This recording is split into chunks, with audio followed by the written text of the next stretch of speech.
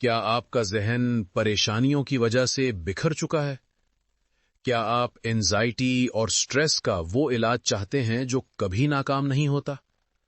تو رک جائیں اور محسوس کریں، رات کا آخری حصہ آپ کی شفا کا وقت ہے۔ السلام علیکم ورحمۃ اللہ وبرکاتہ۔ عزیزان من، آج ہر شخص کسی نہ کسی ذہنی دباؤ کا شکار ہے۔ ہم سکون کی تلاش میں بھٹک رہے ہیں، لیکن ہم وہ وقت بھول گئے ہیں جب اللہ تعالیٰ خود ہمیں سکون دینے کے لیے پکارتا ہے۔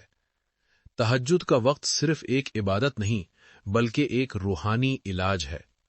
تہجد کی روٹین آپ کی اینزائٹی کو کیسے ختم کرتی ہے، یہ 3 باتیں یاد رکھیں۔ پہلا اصول، اللہ تعالیٰ سے تعلق۔ جب پوری دنیا سو رہی ہوتی ہے، آپ کا رب آسمان دنیا پر ہوتا ہے۔ اس وقت اپنی پریشانیاں اللہ تعالیٰ کو بتانا آپ کے دل کا بوجھ ہلکا کر دیتا ہے۔ نبی پاک صلی اللہ علیہ وسلم نے فرمایا کہ تہجد گناہوں کو مٹاتی اور بیماریوں کو دور کرتی ہے۔ جب آپ کا تعلق خالق سے جڑتا ہے تو مخلوق کا ڈر نکل جاتا ہے۔ دوسرا اصول، توکل کی طاقت۔ ہم اس لیے سٹریس میں ہیں کیونکہ ہمیں لگتا ہے کہ سب کچھ ہمیں ہی کرنا ہے۔ تہجد میں سجدہ کرنا دراصل اس بات کا اعتراف ہے کہ اے اللہ، میں کمزور ہوں، تو ہی سب سنبھالنے والا ہے۔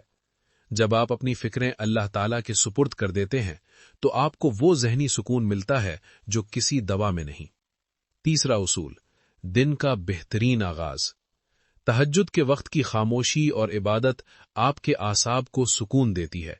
یہ وقت آپ کی روح کو تر و تازہ کر دیتا ہے، جس سے آپ کے اندر مثبت سوچ پیدا ہوتی ہے۔ وہ انسان کبھی ناکام یا مایوس نہیں ہوتا جو اپنے دن کا آغاز اپنے رب کے سامنے جھک کر کرتا ہے۔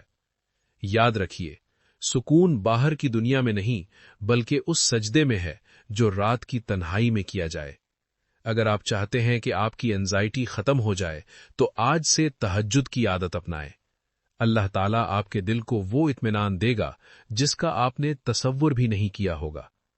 اللہ تعالیٰ ہمیں توکل اور سکون قلب عطا فرمائے، آمین۔ اگر آپ کو یہ ویڈیو پسند آئی تو اسے لائک کریں اور دوسروں کے ساتھ شیئر کریں۔ السلام علیکم ورحمۃ اللہ وبرکاتہ۔